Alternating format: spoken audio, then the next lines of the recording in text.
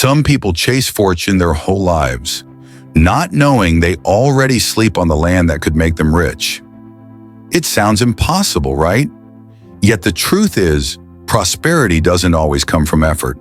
Sometimes it comes from alignment, from living in the right space, with the right energy at the right time. You may think success begins with a plan, but in ancient Buddhist wisdom, it begins with presence. The house you live in, the light that greets you at dawn, the way the wind moves through your rooms. These are not random. They are reflections of your karma, your energy, your state of being. Feng Shui calls it the dance between heaven and earth. Buddhism calls it the harmony between mind and matter. When those two flow together, even ordinary days become sacred. The home turns into a quiet monastery where peace attracts prosperity. But when they fall out of rhythm, when clutter grows, when light fades, when anger lingers, the same home becomes a trap of exhaustion. Have you ever wondered why some people, without chasing wealth, just seem to prosper effortlessly, while others fight, pray, and struggle endlessly, yet never break free? The answer may not lie in their hands, but beneath their feet, in the very land they live on. Before we continue, take a breath. Look around your space, the walls, the corners, the air. Do they feel still or alive, heavy or open? Write your feeling in the comments below, not for me, but as a way to connect your awareness to your home's energy. Because in today's journey, I'll reveal 9 sacred signs that your home sits on land where fortune gathers, places where Buddhist wisdom and Feng Shui energy merge into one current. If even 2 of these signs appear around you, don't let go of that house. You're not just living in it, you're being blessed by it. When I first began studying ancient geomancy, my teacher said something I never forgot. The home doesn't belong to you, you belong to its energy. At that time, I didn't understand. But over the years, visiting countless families, I saw it unfold again and again. In homes where energy flows like gentle water, people live with ease. Their children laugh often, their health remains steady, and even small efforts bear fruit. But in houses where the air feels heavy, where sunlight rarely enters and tempers rise without reason, blessings slip away quietly, as if the home itself sighs in fatigue. Feng Shui and Buddhist teachings both reveal the same truth. The world outside you mirrors the world within. Your home is a living being. It breathes through the windows, meditates through stillness, and holds memory in its walls. When you honor it, it responds. When you neglect it, its energy sleeps. Think of the early morning sunlight, pure, golden, gentle. In Feng Shui, it's called original yang energy, the force that awakens all living things. In Buddhism, it is the light of awareness, dispelling ignorance and fear. When sunlight touches your home at dawn, don't rush. Pause. Let it in. That moment is not only the renewal of a day, it's the renewal of your karma. Homes blessed with this light always carry a quiet joy. The plants seem greener, the air lighter, and people tend to speak softer. Why? Because light moves energy. It reminds the spirit to expand instead of contract. That's why ancient masters always align their homes to greet the morning sun. Not for beauty, but for awakening. If your home receives morning light, even a single beam through a window, it's not luck, it's a sign. The universe is gently telling you, you are in the right place.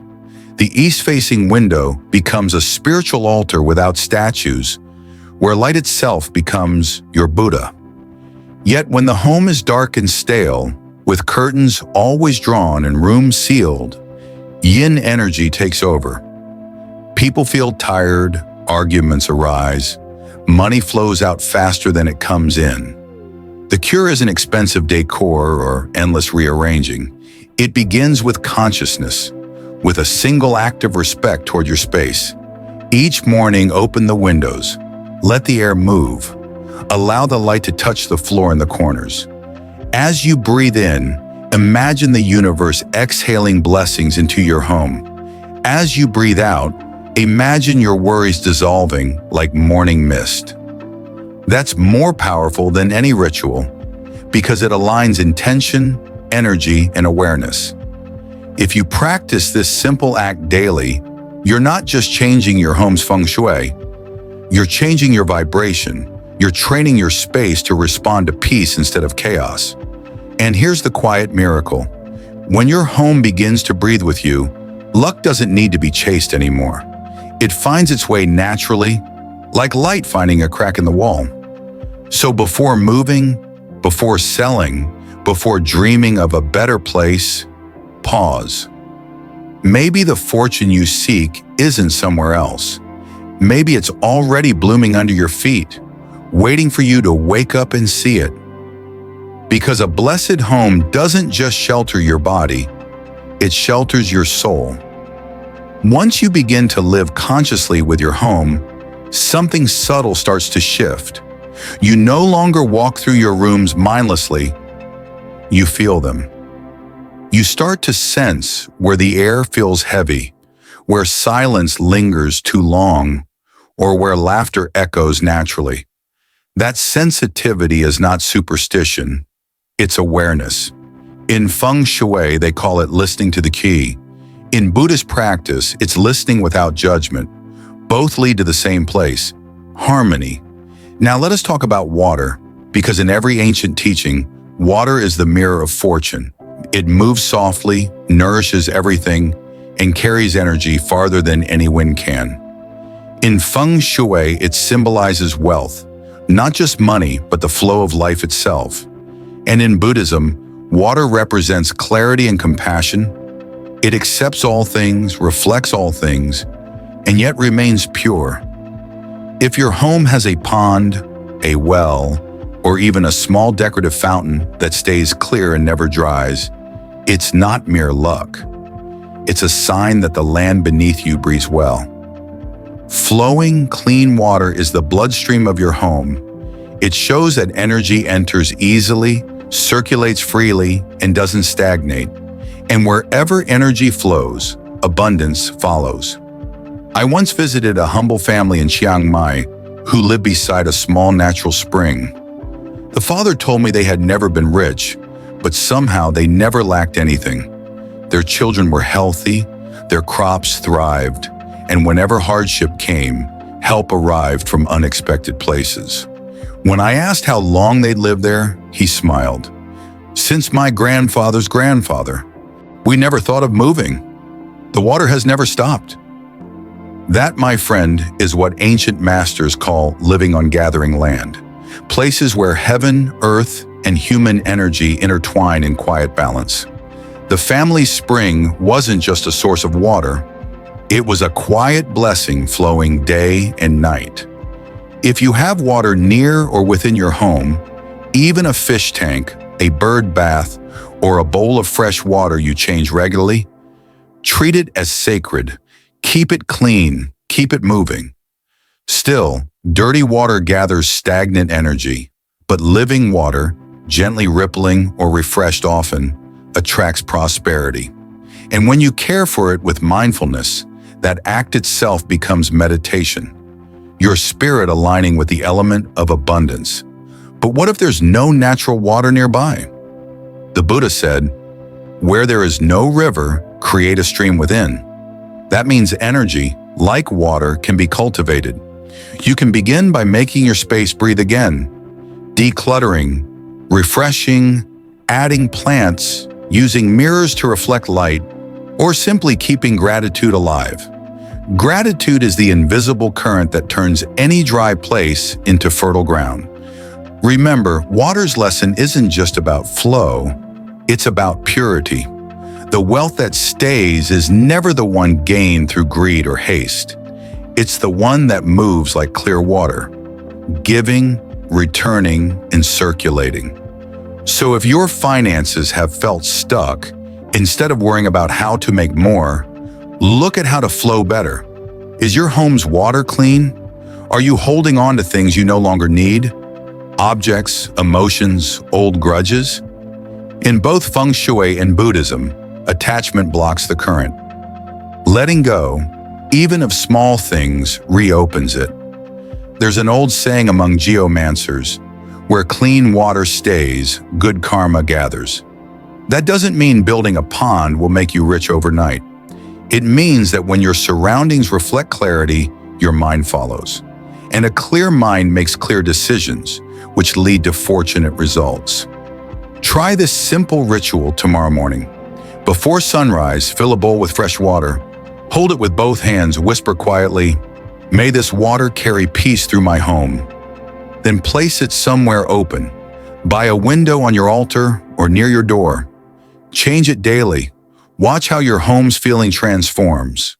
Lighter, calmer, softer. Over time, you'll notice coincidences. A new opportunity, a phone call that arrives at the perfect moment. Money that returns unexpectedly.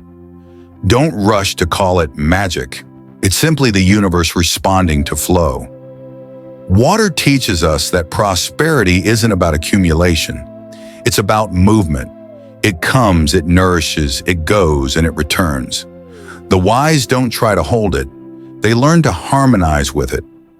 That's why the most prosperous homes don't look extravagant. They feel alive. And if one day you find that your water stays clean, your plants thrive, your mornings glow with sunlight, and your nights are calm, know this: your home is already aligned with heaven's rhythm. You are no longer fighting the current of life. You are floating with it.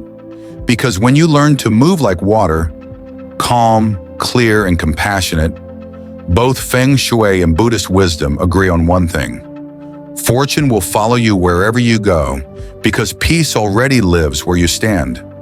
Once the flow of water within and around your home becomes gentle and alive, something deeper begins to awaken: the breath of the wind. If water carries the energy of wealth, then wind carries the energy of movement and transformation. In the language of Feng Shui, where wind flows softly, fortune settles gently. But when the wind becomes harsh or absent altogether, energy either scatters or stagnates. In Buddhism, this is the teaching of balance. Too strong and it destroys. Too weak and it dies. The middle way, even in wind, brings harmony.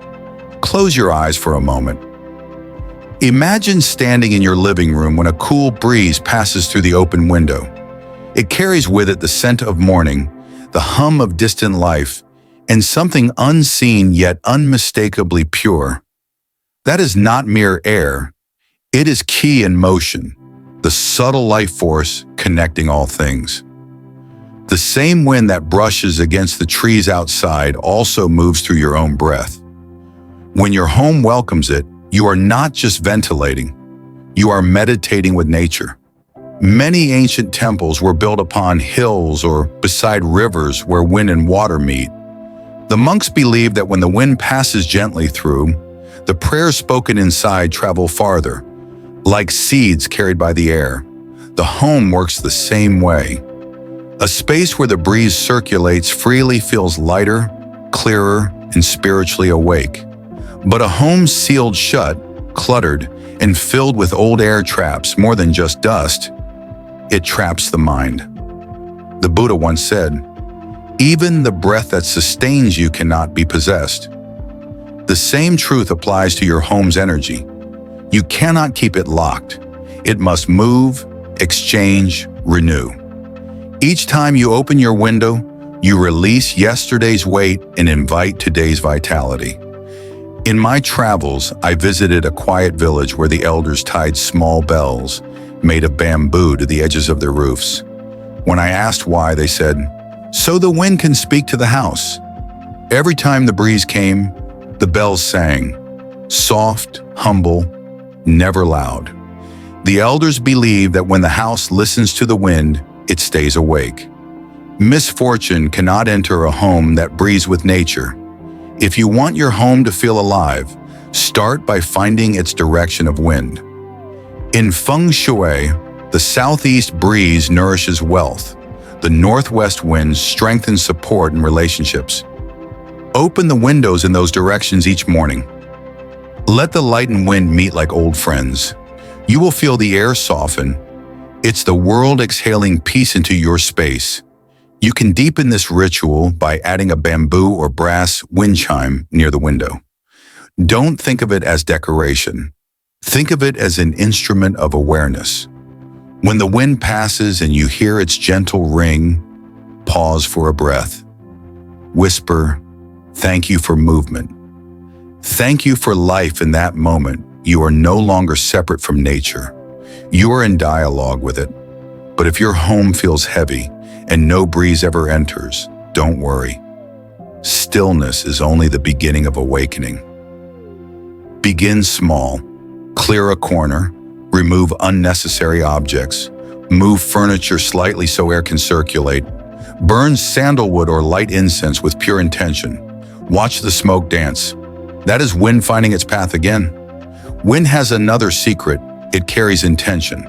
The direction it moves inside your home reflects the direction your energy moves within. If air only travels one way, your life may feel one-sided, always giving, rarely receiving. But when air flows evenly from room to room, your relationships, work, and emotions begin to balance. Once, a woman told me her home felt suffocating. She worked hard, but nothing seemed to progress. When I visited, I noticed all her windows faced west, yet she never opened the east side. "The sun rises from where you keep it shut," I told her. She began each morning by opening that eastern window, saying a short prayer of gratitude. Within months, her business expanded and her family's health improved. She said, "It wasn't luck.